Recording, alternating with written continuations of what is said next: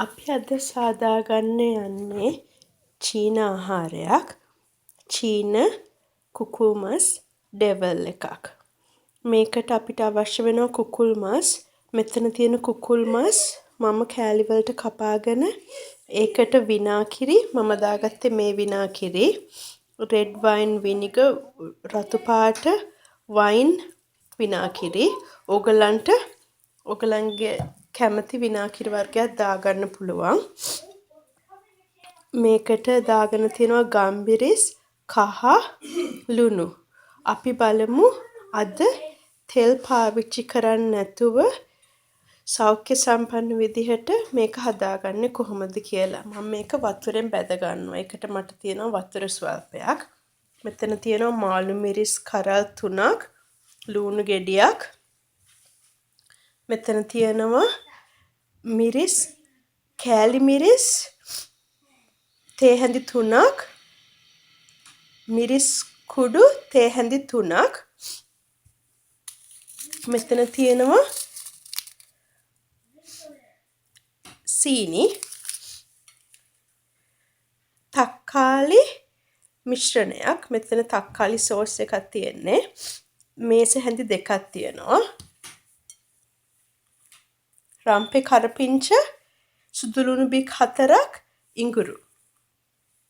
ඉඟුරු අඟලක් පමණ දිග කැවැල්ලක්.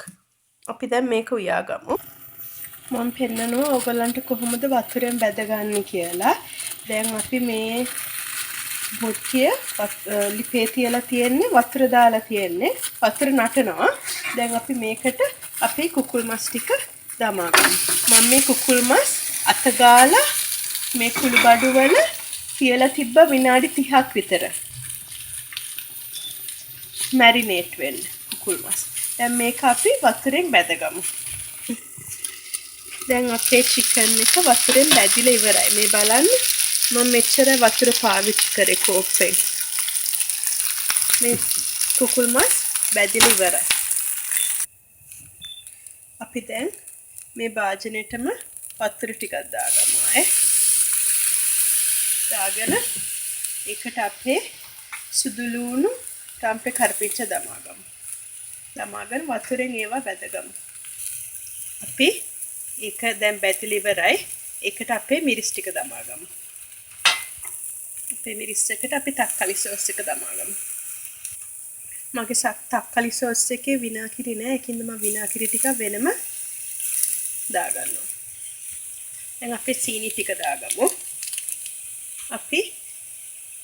අපි ලුණු මාළු මිරිස් දමාගමු. අපි දැන් අපේ කුකුල් මස් ටික දමාගමු.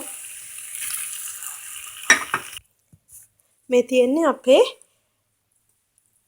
චීන චිකන් ඩෙවල් එක. මේකට අපි තෙල් පොඩ්ඩක්වත් පාවිච්චි කරන්නේ නැතුව හැදුවේ. මේ වගේ සෞඛ්‍ය සම්පන්න විදියට උයන එක හොඳයි. මේක ඕගලන් අපේ වීඩියෝ වලට කැමති නම් අපේ channel එකට subscribe කරන්න. ස්තුතියි.